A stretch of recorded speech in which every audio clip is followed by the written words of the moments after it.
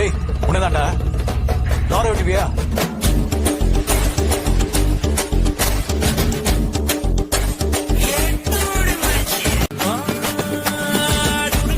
மணல் மேல மதிய படங்க பார்த்தவன் போல வாழ்க்கை போகும் ரூட்ட பார்த்து பழங்க